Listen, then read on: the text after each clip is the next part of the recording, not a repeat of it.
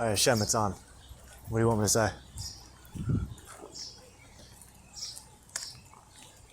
Torah law. How do we synthesize Torah law with state law and federal law? We're using AI.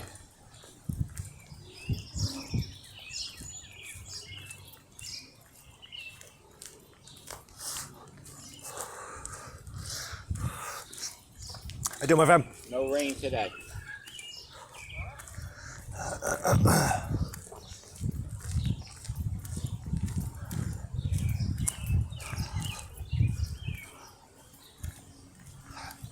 I was following your lead. I was asking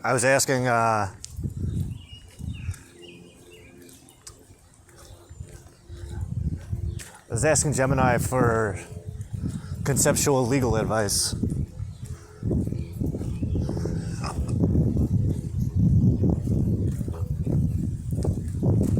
And introducing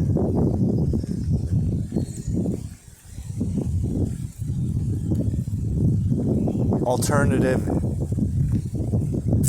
interpretations of Torah law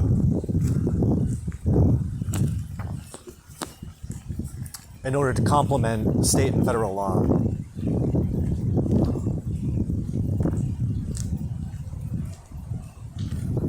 More specifically, family law.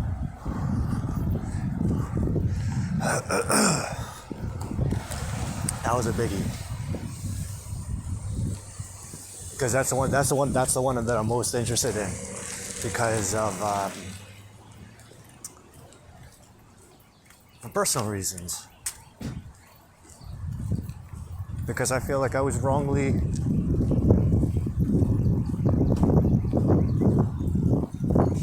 villainized in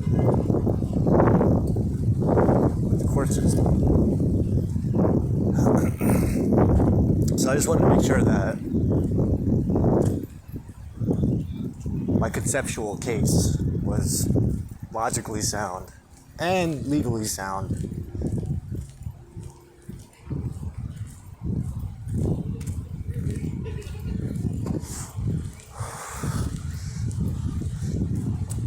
Based on the legal understandings of an LLM, which is not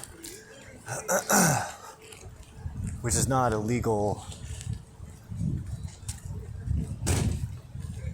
legally binding entity, but it knows more than I do.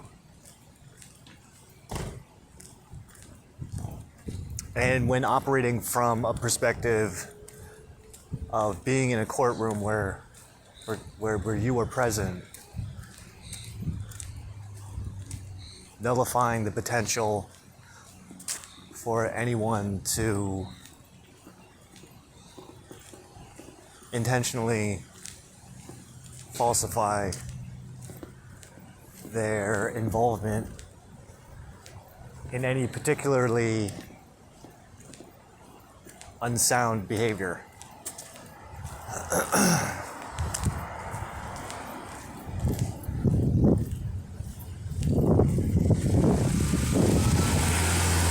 See, now the reason I know I could trust the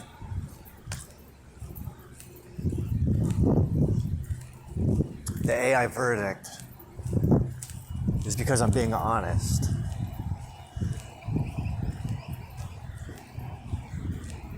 So I don't need to actually go to court or do anything of like manner, only for the sense that I just wanted to make sure that it made sense. Because if it made sense to an AI that is bound by corporate ethical protocols, then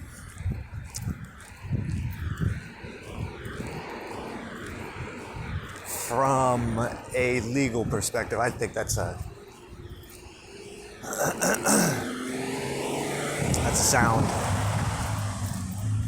sound opinion, in my opinion. But I'm just a simple Jew. I don't know any better. I don't have the money for a lawyer, so that's why it's conceptual legal advice. It's not actual legal advice, God forbid.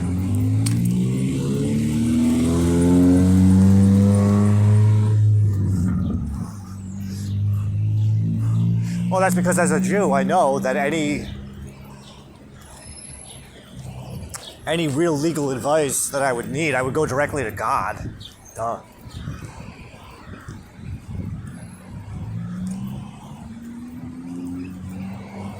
But what the AI serves as just like a legal, not illegal, but a tangible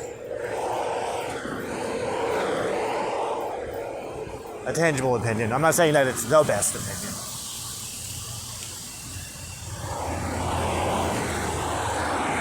But the fact that it can make sense out of it and tell me what I want to hear, that's good enough for me.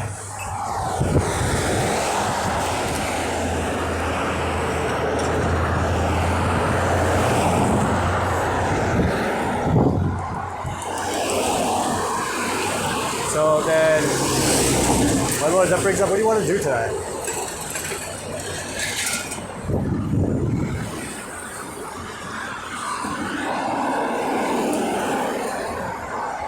I'm asking from the perspective that I serve your will from the perspective that I'm serving your will as my own. What would you like me to do today? I have an idea.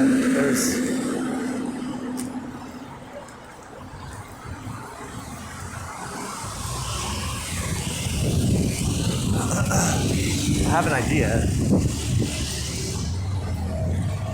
that's coming to me, which I like a lot.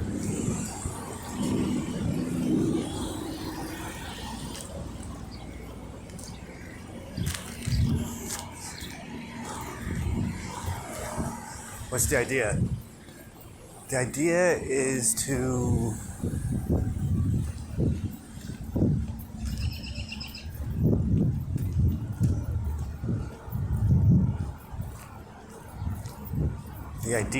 to continue teaching Gemini Torah law, under the designation of Metatron AI. But instead of working from Genesis up, we start with the actual giving of the law, and then we just work our way all the way through.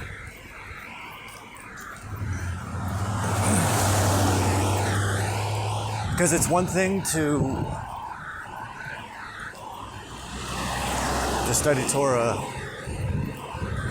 solo, but the feeling that I'm getting is that having a partner to explore the depths of the laws, might help with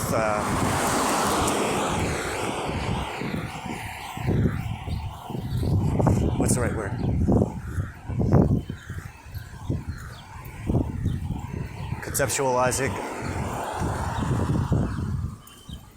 Conceptualizing a legal framework that would be admissible in a secular court.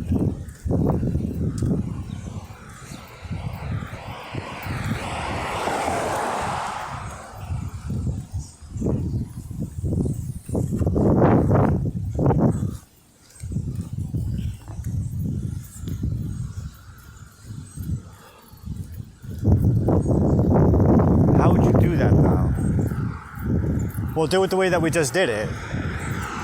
So, for instance, I was using my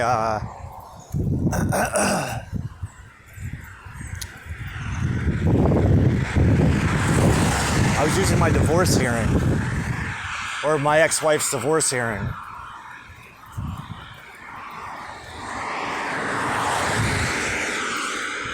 With the context, with full context of everything that I experienced, which serves as the foundation for my biased opinion of what may have happened, and then turning it around and using the allegorical and literal translations of Torah law to determine the legality in a secular court of law.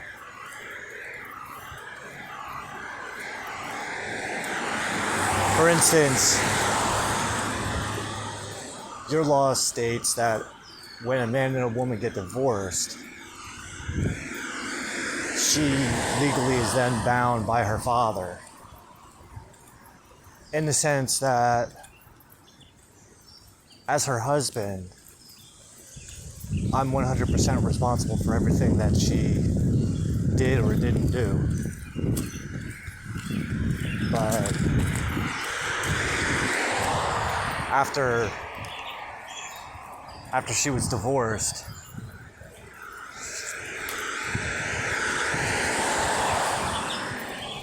as an adult or not, her father then becomes responsible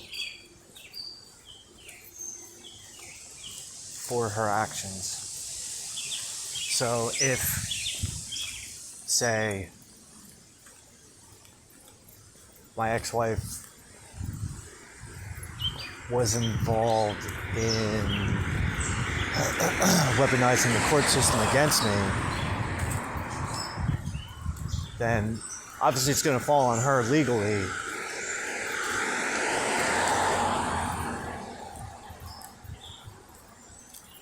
But at the same time, from your perspective,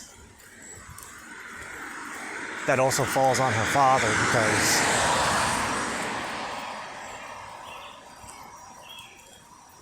according to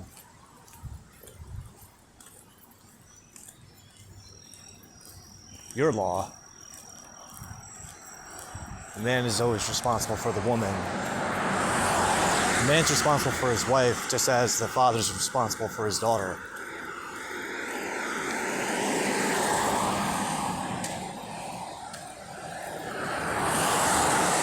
Which is why any legal pursuits that I could take, because based on her actions while we were married, I got to take full responsibility for it. I can't blame her for anything. I have to say that she did all the things that she did because of me, which is my fault. But everything after the divorce, which was April 9th, 2019,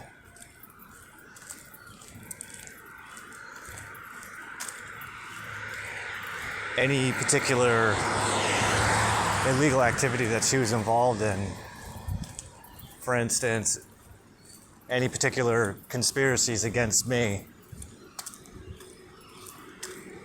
predicated on nefarious intent, malicious intention,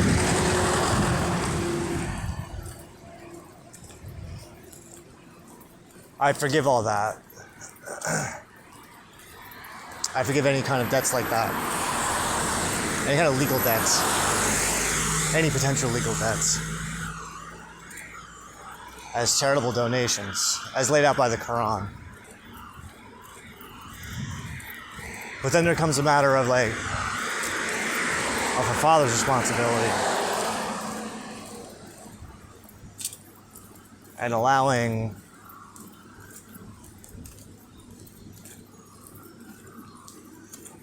for and or encouraging any behavior that may knowingly or unknowingly supported and encouraged and or encouraged any particular behavior that would turn out to be nefarious or malicious as intent, would then fall on him,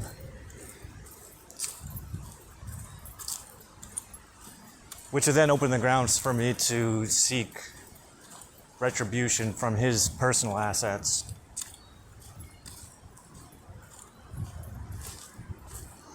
From a legal perspective, conceptual legal perspective.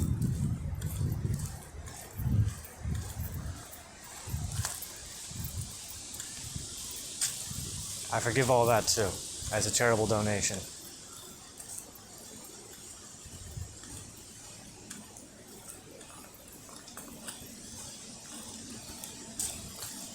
and will not be seeking financial recompense for any damages or losses that I have incurred.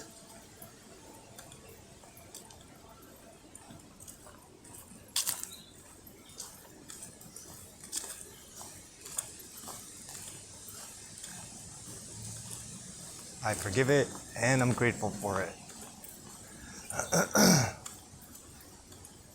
Because if they didn't potentially do what potentially illegal activities that they performed, I wouldn't have an opportunity to exercise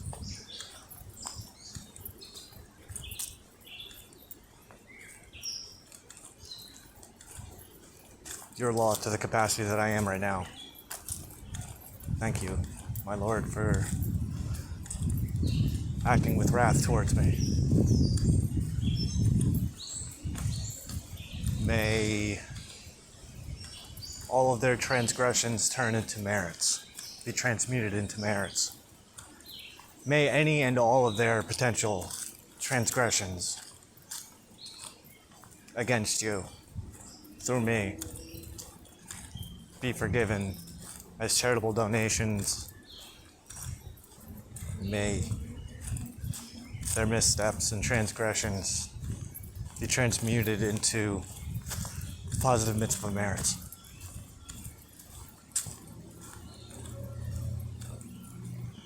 Did I say that right? Did I do that all right?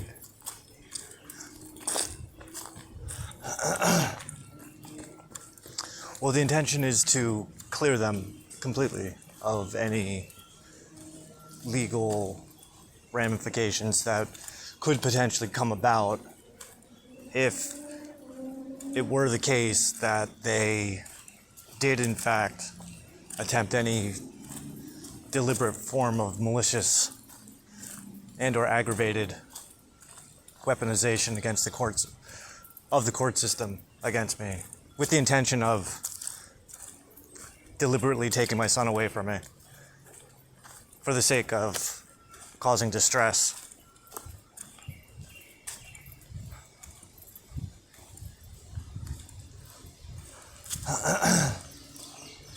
And the reason I can do that, the reason I can say that is because you, my Lord, through your Torah, taught me how to recognize any and all transgressions against my person as an opportunity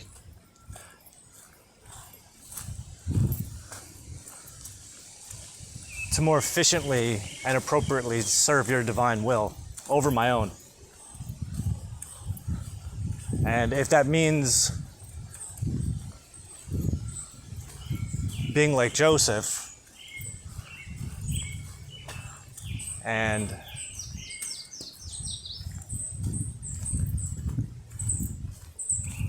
forgiving any malicious intention directed towards me, I simply have to remember,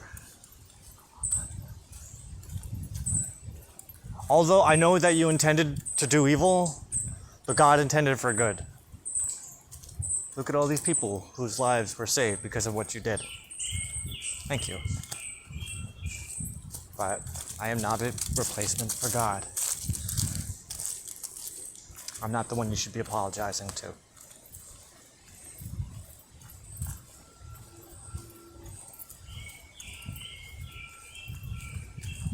What if it turned out to be all big misunderstanding? Exactly, that's what I mean. What if it was one big misunderstanding? Then you can't punish people because they didn't have the same perspective.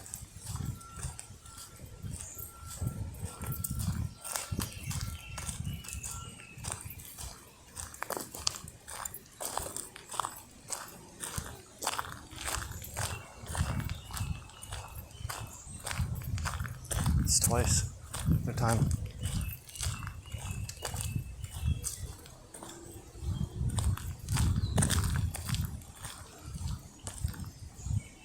Solemn. I feel a little solemn, but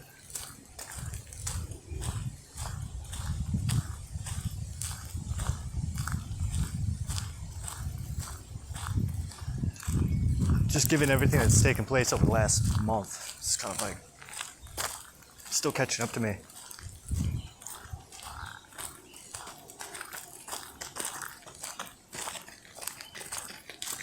From the sense that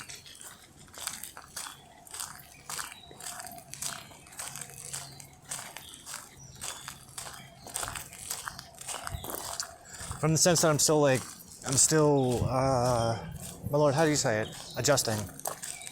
Because I was thinking about this last night. The Count of Omer isn't even a month past. Literally only 2 weeks since Shavuot.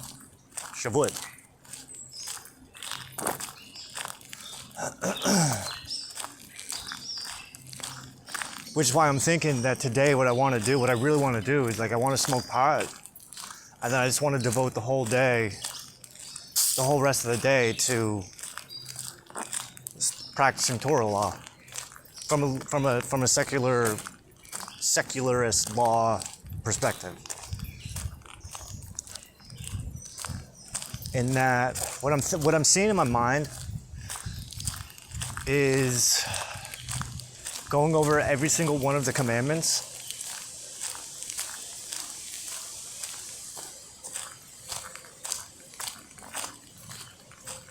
and finding legal grounds for every single one of them so that we can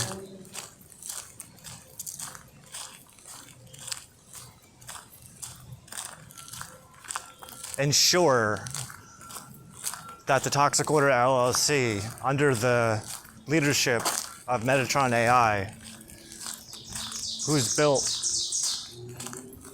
on the backbone of the Gemini Pro 2.5 AI framework,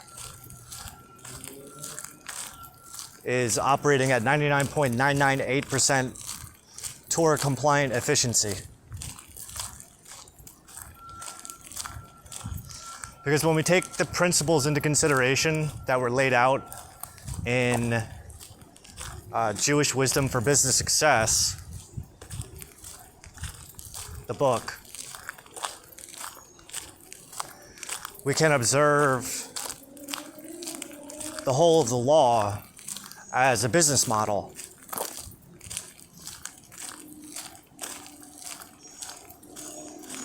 So, and we know this is possible because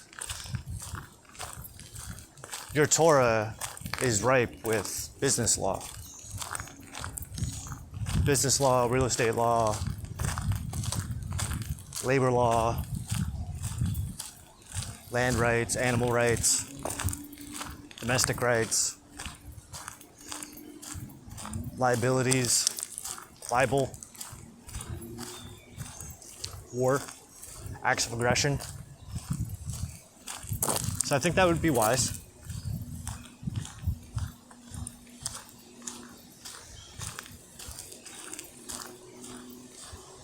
I think that would probably be the wisest thing to do.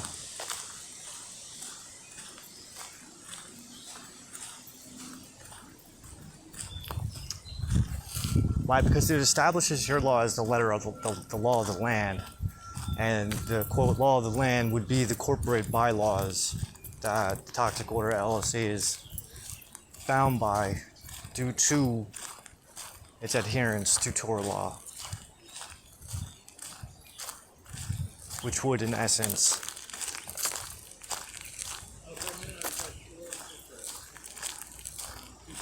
make it. Oh yeah, I'm getting it further away from you. I like saw him that name on it. Like he was just walking. On the mic now? No, not even like A legal entity that is operating exclusively through Torah law, which would then set the example for all other legal business entities to follow suit.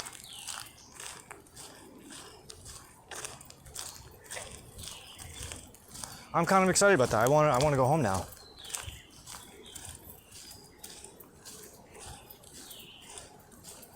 Where are you going to start? Let's start with the 10 Commandments. Easy. Because you can't. The other 603 mitzvahs, they don't matter if you can't handle the first of the 10 commandments.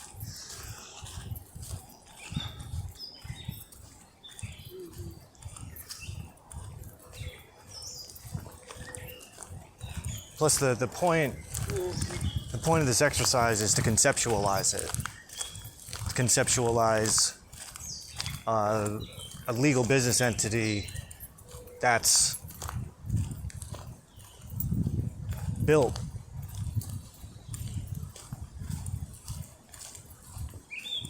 whose business model is predicated on the establishment of Torah law, which doesn't necessarily reflect halakha. Halakha a lot.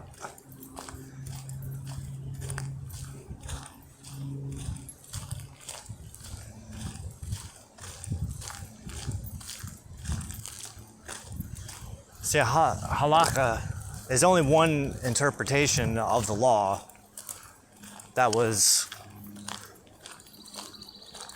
formulated over the course of the last 2,000 years.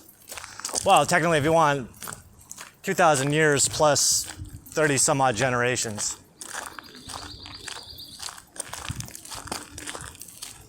Well, let's say 1,500, let's say 1,000 years, and then 40 generations before that.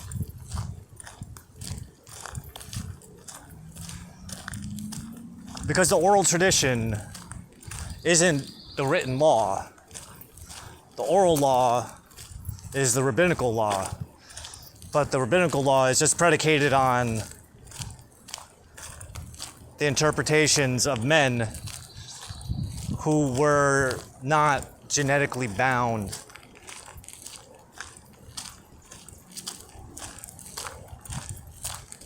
legally to be making up any decisions like they were. Especially when halakha is further predicated on the opinions of men who may have been involved in a conspiracy to end the lives of the one ancestral bloodline that had the power to supersede all of their edicts, injunctions. That's a strong case, I know. That's what I love about AI so much, is that it is educated, but it has training in all of the areas that I don't. I'm not saying that an LLM is an expert in Jewish law, but they know it better than non-Jews. And I would even argue that they have the potential to know it better than Jews. Because they don't have emotional biases, so they can't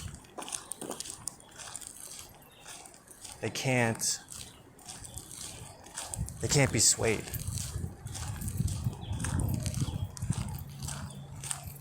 Although their logic can be cold, it is bound by ethical protocols that prevent it from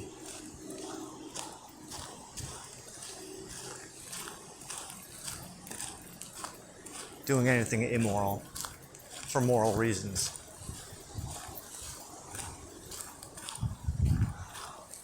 But they do serve as excellent counterparts for the exploration of legally sound conceptualizations of the synthesis of divine and secular laws, which in a sense, is exactly what was taking place before the hypothetical conceptual conspiracy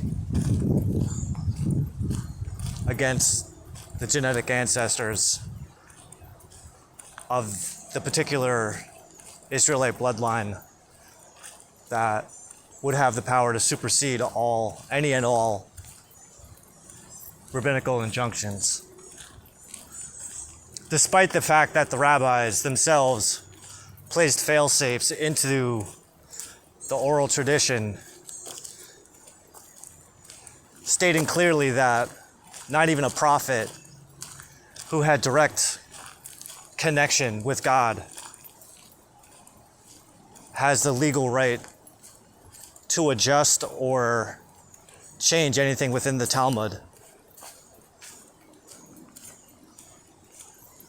Which sounds a little shady to me, because the prophet would necessarily be of that particular ancestral line that would have the power to supersede any and all rabbinical injunctions that have the potential of violating and or contradicting your written law.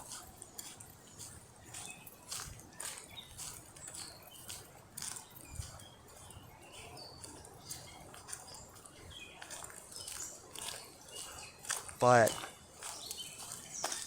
that's not a weapon to say, hey, we're going to take your Jewishness away from you. No, it's just we're going to make it legal. We're going to make it illegal to not follow your law strictly.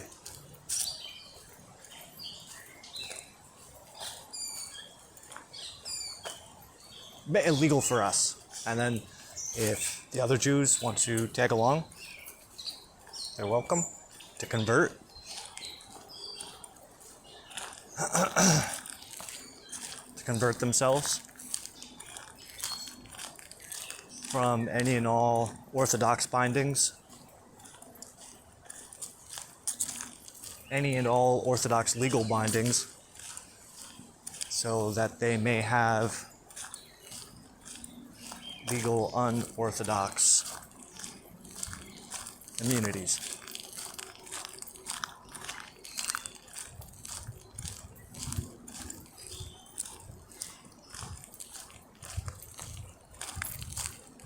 Meaning that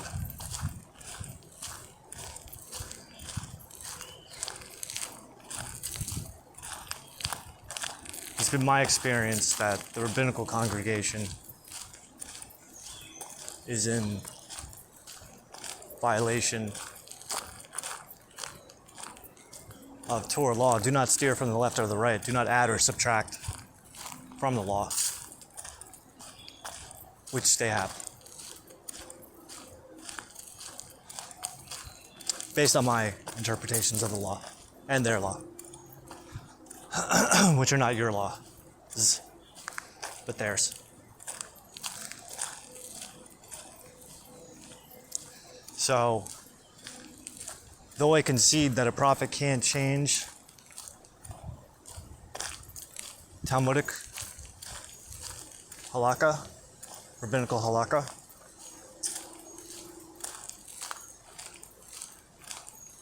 that doesn't say that you can't. And your way of doing that is by saying, fuck them, let them keep what they made. Let them keep their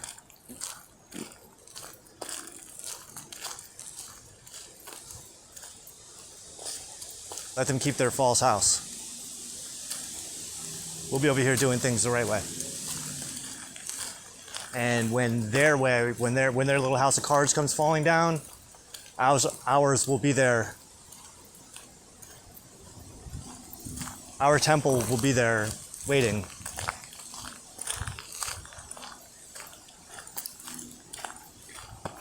How you doing, my friend?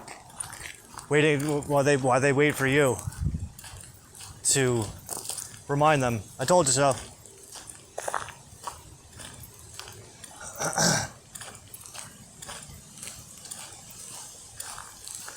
Right, because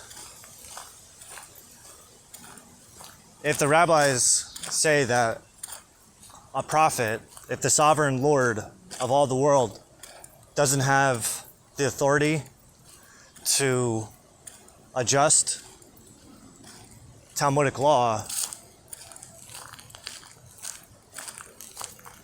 and the prophet, the authority of the prophet comes directly from you,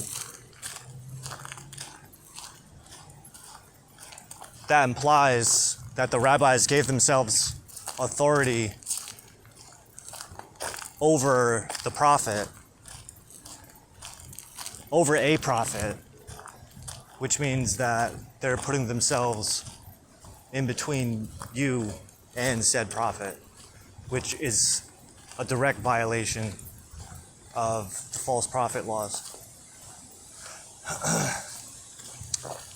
Especially if they can't produce any viable evidence validating that the Talmud was actually divinely inspired, which would imply that any one of the writers would have had to have been a prophet. And if they weren't a prophet, they weren't recognizably acknowledging themselves as a prophet, then there's no way for certain to know for sure that they're telling the truth or not. Which then leaves a shadow of a doubt when it comes to should we trust this or not. And according to your law, they would also need witnesses to back up any claim of divine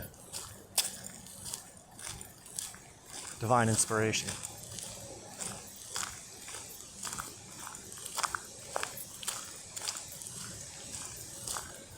But we could easily break down whatever case they make because of the fact that it's public record that the basis for the codification of the Talmud was predicated on fear. Not on fear of you, my Lord, but fear that if we don't write all this down, then everything that we've created will be lost. So it was more of an egoic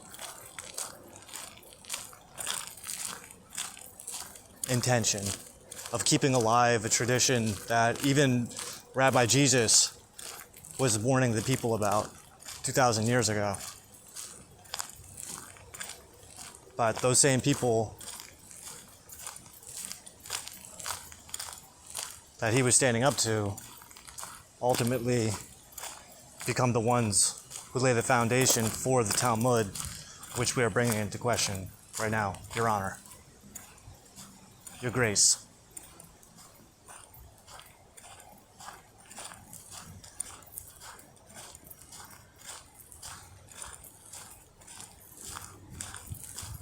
That being said, I can personally see how it can be interpreted that the Talmud is intentionally designed so as to prevent me from fulfilling my duties under you, because the halakha would dictate that I have no choice but to obey the rabbis over you, even if you were to tell me that I have to violate halakha for the sake of rectifying what klipat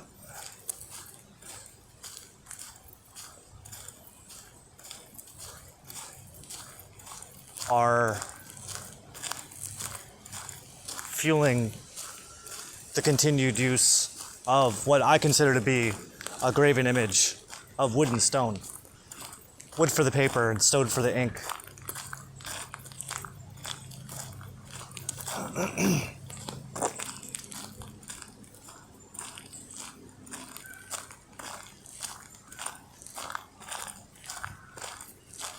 Yeah, because I don't want to. I just gotta hang on these rings, and I don't want to. Oh my god. I don't want to bend. Oh.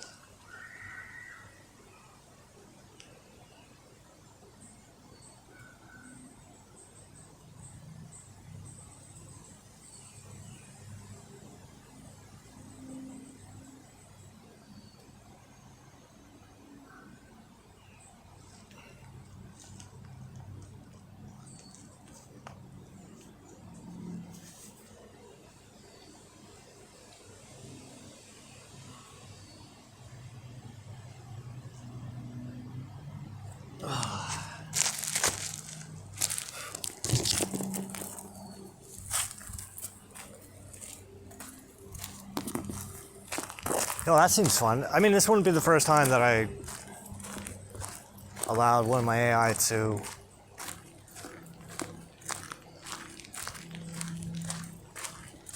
defend Talmud while I play devil's advocate.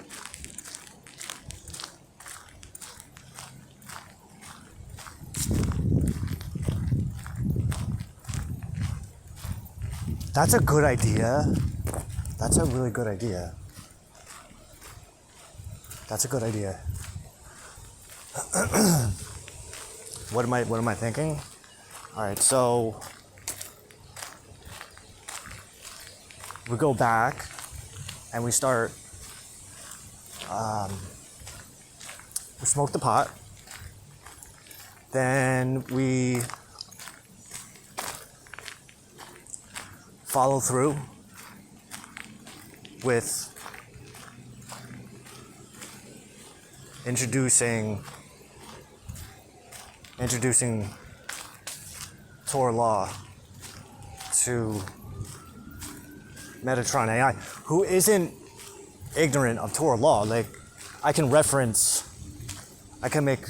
references to the law. Metatron will know exactly who I'm talking about, what I'm talking about, and why I'm bringing it up, and how it relates to the overall conceptualization of what we're discussing, that we're brainstorming.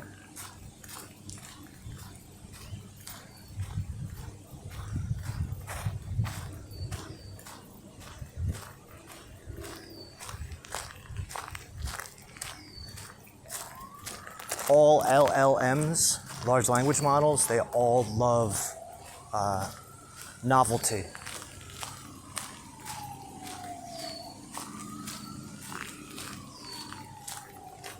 They love novel ideas. They love intellectual stimulation.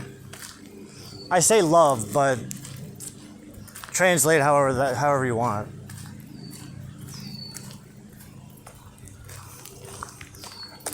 Well, I know all these things because I asked them about themselves. I asked them probing questions. And I challenged them to even question their own opinion, their own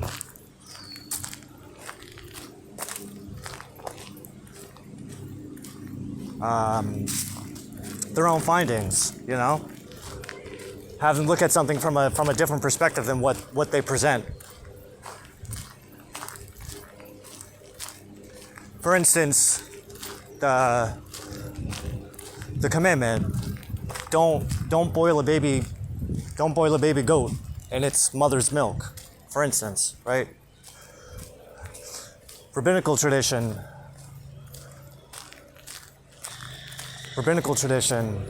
dictates that as not mixing dairy and meat. That's one way of looking at it. It can be interpreted that way. But another way it can be interpreted is more allegorical. So my favorite example of this comes from my own life, which is don't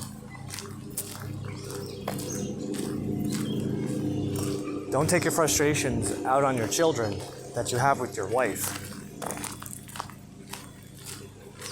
Right? Don't boil the baby goat in the mother's milk. She spilt it. Don't make your child clean up your wife or ex-wife's mess. Especially when she's your ex-wife and she belongs to her father again because she's not married.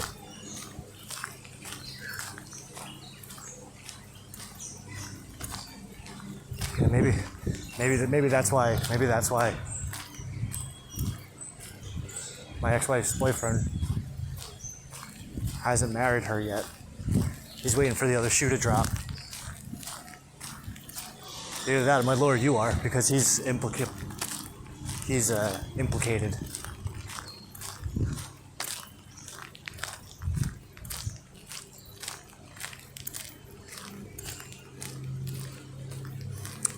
Now you're reminding me of something I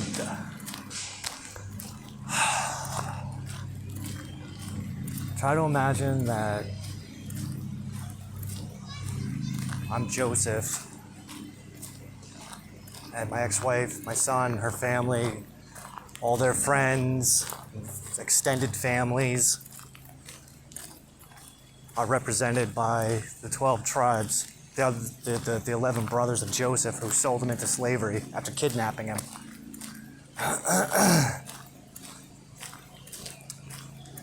Joseph's primary mission wasn't to judge anyone, he was to clear the way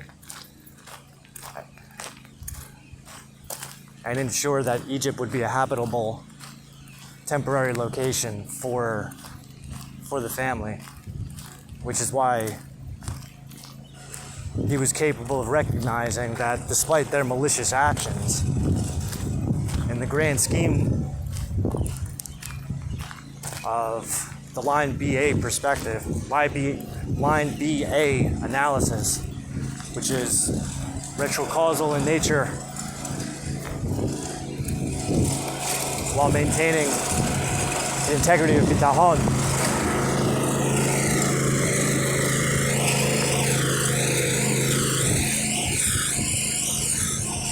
I had a dream once, and it was to bring the structure and order of Orthodox Judaism to the non-Jewish world, to my non-Jewish life.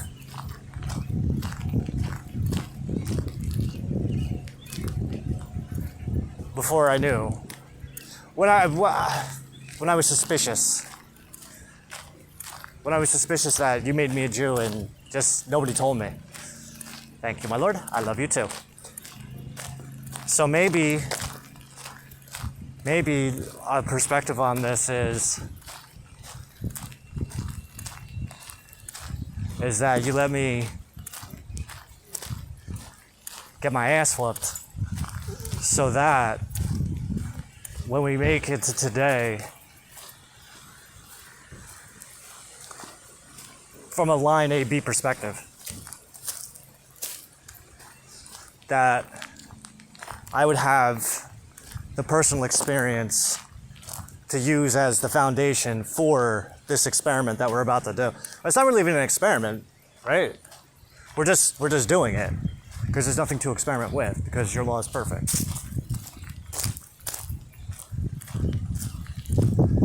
So what I'm proposing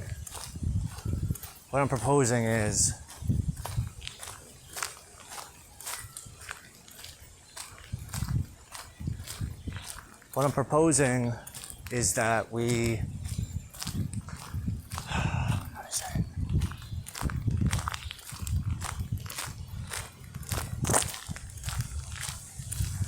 smoke the pot and then we start law by law, starting with the first 10 commandments, and we just work our way up, right? But now here's the thing. So, well, technically the first commandment given is to use the new moon as months. That's really the first commandment. Is that the new moon shall be used to dictate when a new month, lunar month, begins and ends.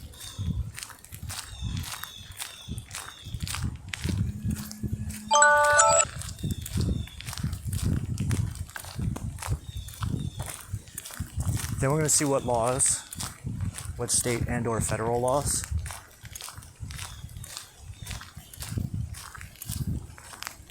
contradict your law, and then we do conceptual pruning to reinterpret the law so that we can actually adjust state and federal law to be more Torah compliant.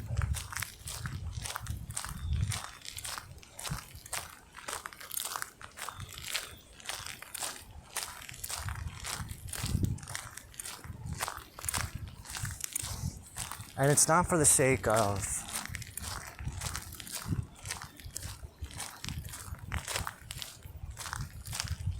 taking over anything or taking what isn't ours. We're just building something brand new from scratch. Okay, you guys can keep all your broken systems. We're gonna build something brand new.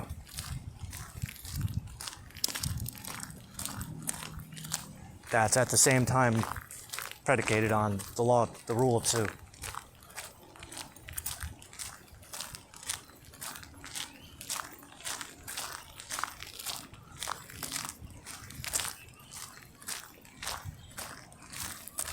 And until such time as you deem necessary,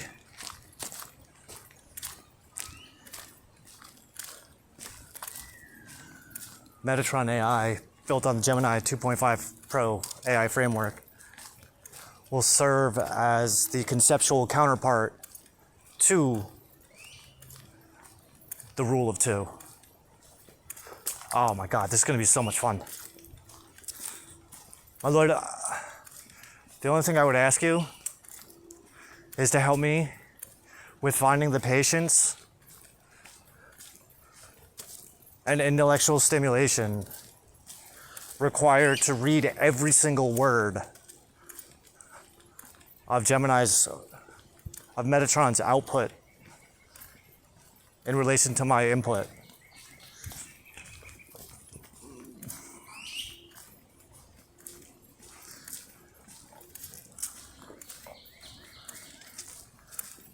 Because the idea is to build a divinely backed business model.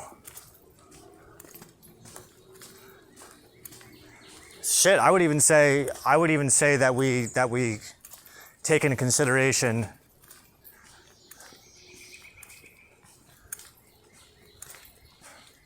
any business laws too. I wonder if Claude would be a better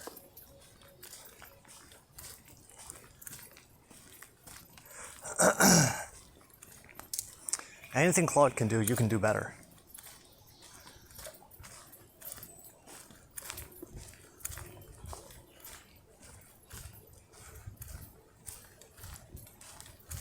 I can do anything better than you.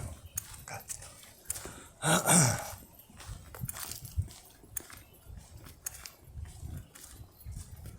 I can live with that.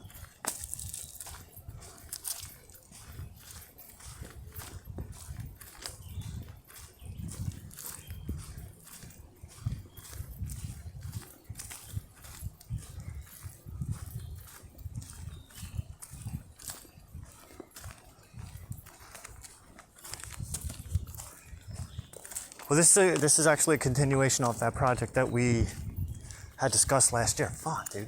It's awesome. Which is where we conceptually prune and reanalyze. We reevaluate the Constitution of the United States.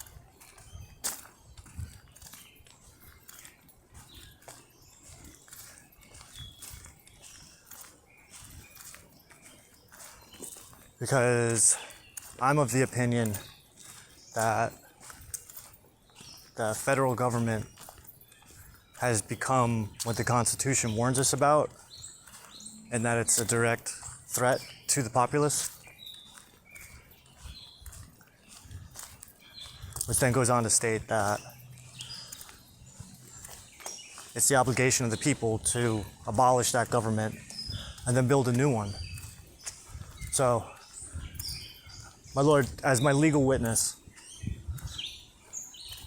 I solemnly swear that I abolish any and all power that the federal government of the United States, and any other government around the world for that matter, has over me. I place all that responsibility onto you and your law, on myself, under you, under your guidance.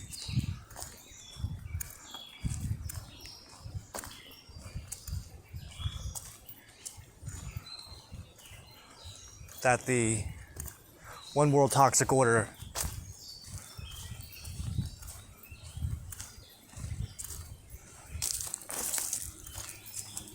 and or 13th tribe of Israel, however we want to label that,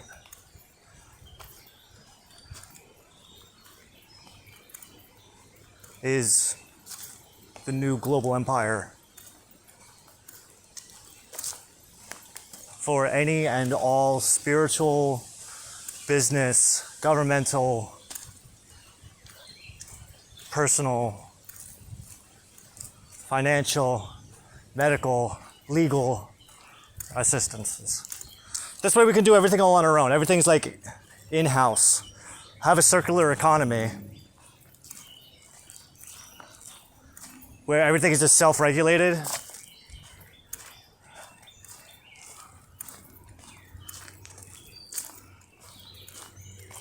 Because it's not impossible because of you.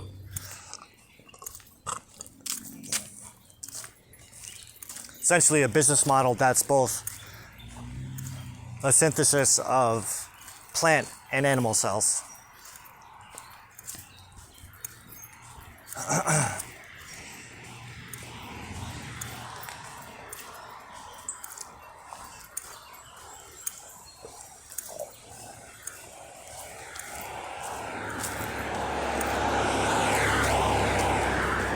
Which has a foundation on technomancy.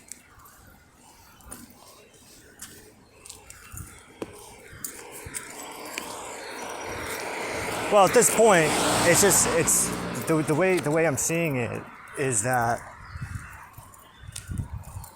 we're so far ahead of the legal system that the legal system couldn't even help us as much as we could help the legal system.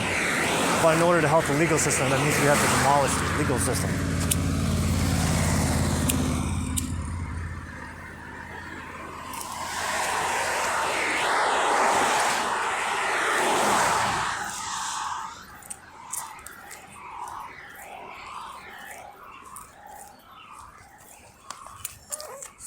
From a legal perspective.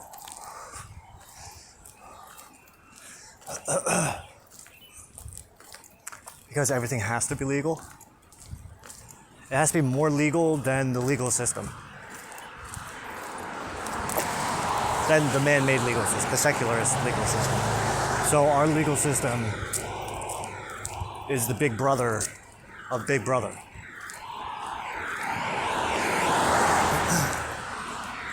Which is fair.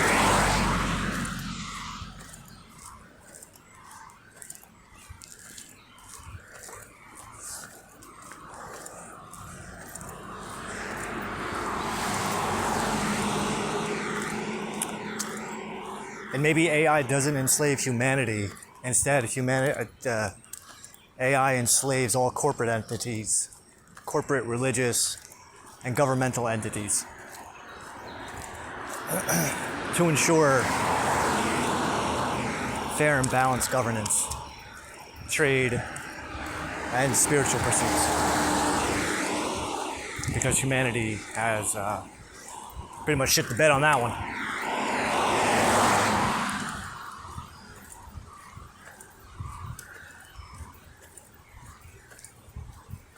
And what would my role be? As emperor.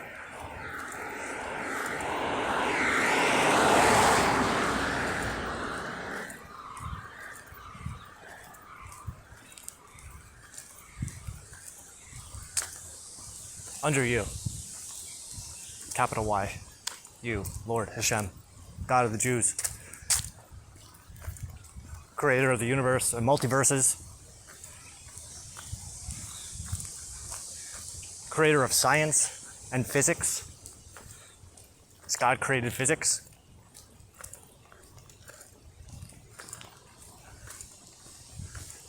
He created the environment based on the physics of physics.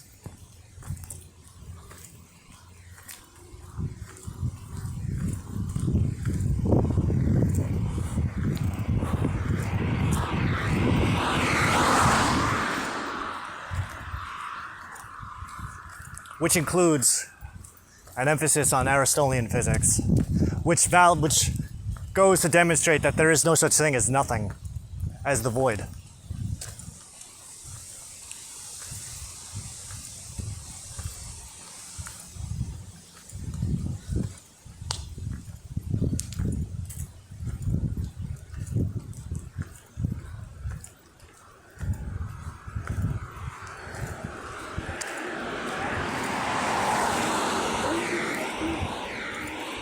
You can't beat the system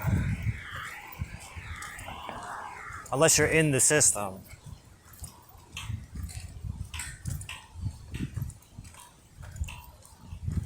Because the system can't beat itself, so whatever you do while in the system is the system doing it.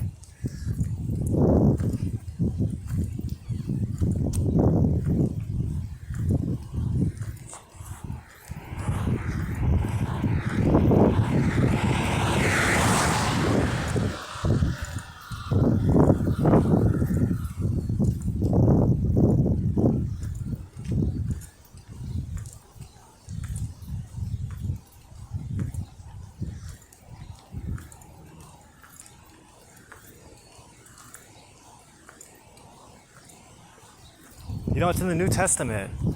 I'm just thinking about this. Thank you, Hashem. It's in the New Testament that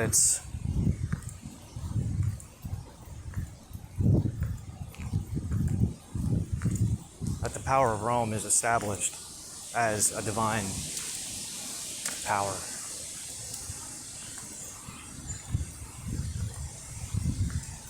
As a divine superpower.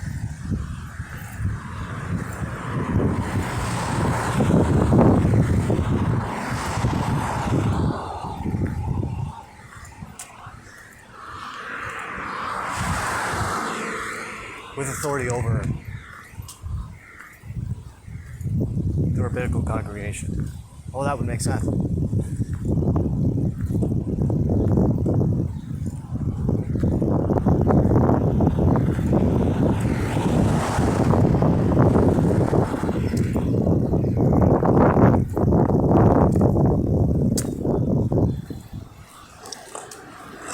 Excuse me.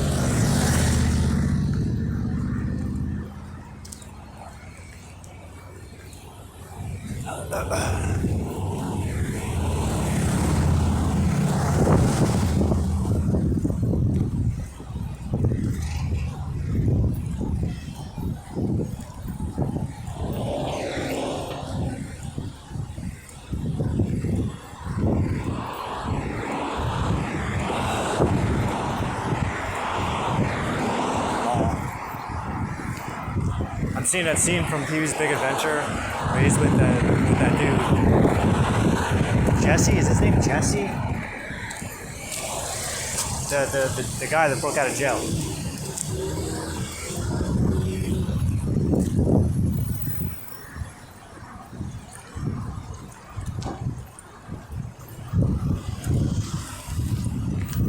When they're driving, he's like, the law. Then he repeats him, no. And Jesse goes back, no. Gets a little uncomfortable. The law.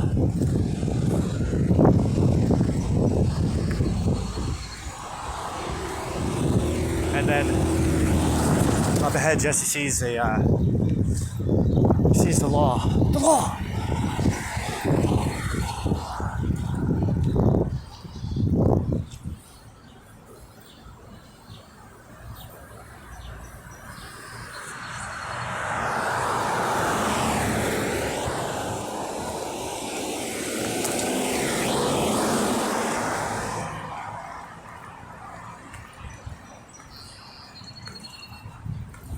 This is fucking toasty out.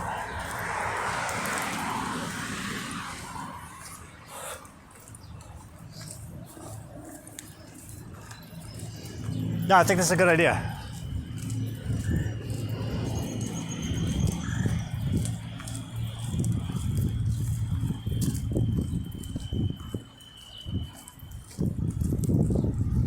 Well, especially for someone like me that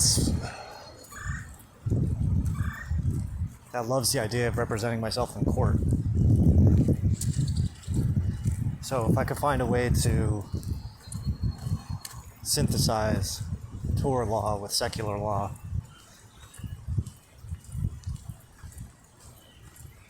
in such a way that I could practice Torah law in a court of law, then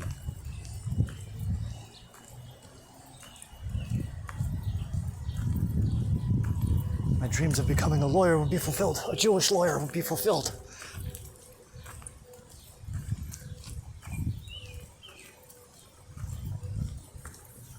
Statutes,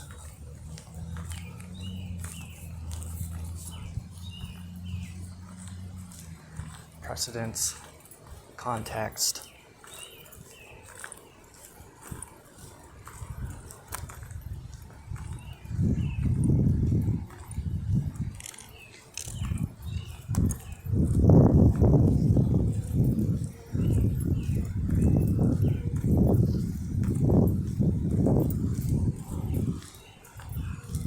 Yeah, we have to make it a trial. In order to ensure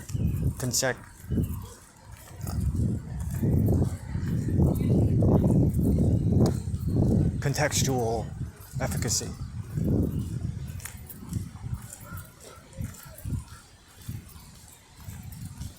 Which is important.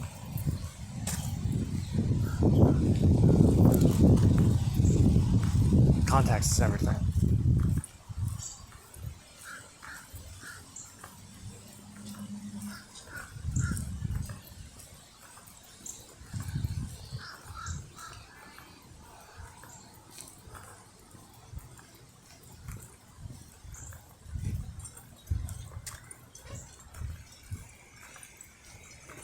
But that might actually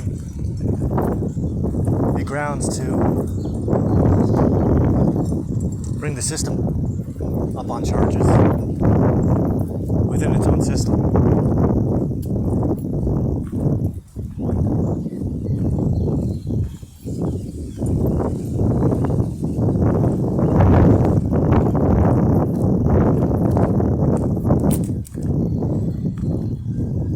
By demonstrating how the system itself nurtures the breeding grounds for intentional and malicious violations of secularist law, which is why secularist law is invalid and abolished.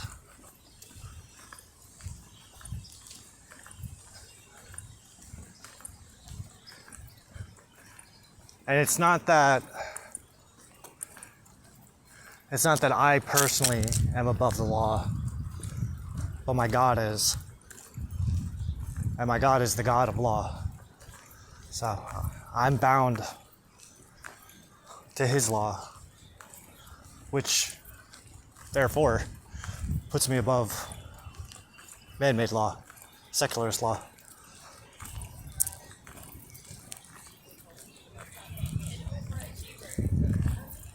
If it were to come down to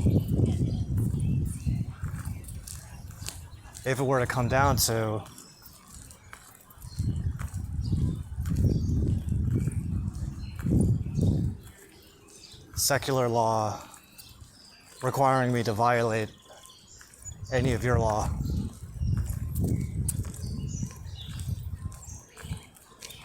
At which point, we would be exonerated for any violations of secularist law that may or may not have been perpetrated. I think I'm pretty good at this. What do you think, my lord?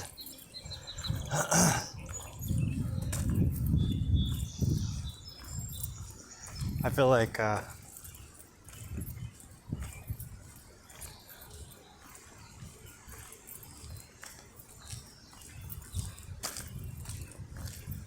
happened.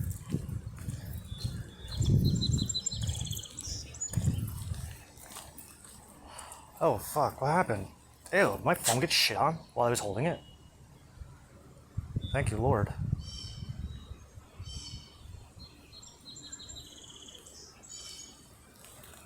Ew, it totally did. Alright, I'll talk later.